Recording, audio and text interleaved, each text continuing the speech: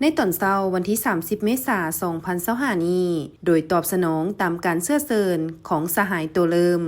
เลขาธิการใหญ่คณะบริหารงานศูนย์กลางพรรคคอมมิวนิสต์เวียดนามสหายทองลุ้นศรีสุริตเลขาธิการใหญ่คณะบริหารงานศูนย์กลางพรรคประธานประเทศแห่งสาธารณรัฐประชาธิปไตยประชาชนลาวพร้อมด้วยคณะผู้แทนขั้นสูงพรรครัฐลาวได้เข้าร่วมพิธีเฉลิมฉลองวันปลดปล่อยภาคใต้ทอนโฮมประเทศชาติเวียดนามเป็นเอกภาพครบรอบ50 ปีอยู่นครโฮจิมินห์สาธารณรัฐสังคมนิยมเวียดนามซึ่งคณะบริหารงานศูนย์กลางพรรคคอมมิวนิสต์เวียดนามสภาแห่งชาติประธานประเทศรัฐบาลและแนวโฮมประเทศชาติเวียดนามได้จัดขึ้นโดยมีสหายตัวเริ่มเลขาธิการใหญ่คณะบริหารงานศูนย์กลางพรรคคอมมิวนิสต์เวียดนามสหายประธานประเทศเลืองเกืองสหายนายกรัฐมนตรีฟาร์มมิงจิงสหายประธานสภาแห่งชาติเจินแทงเมิน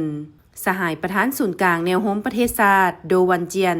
พร้อมด้วยบรรดาสหายการนำอดีตการนำขั้นสูงพรรครัฐสาธารณรัฐสังคมนิยมเวียดนามแขกภายในและต่างประเทศจำนวนหลายคณะได้เข้าร่วม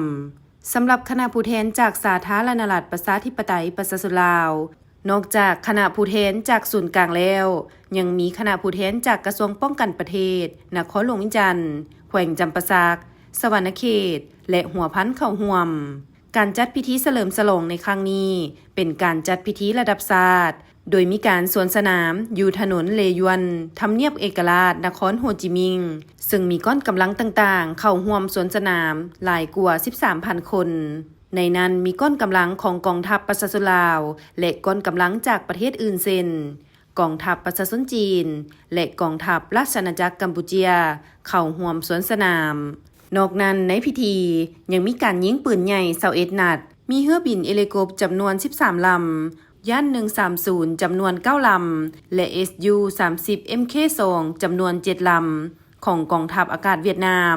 เข้าร่วมบินสวนสนามชมเชยถึงน่านฟ้าของนครโฮจิมินห์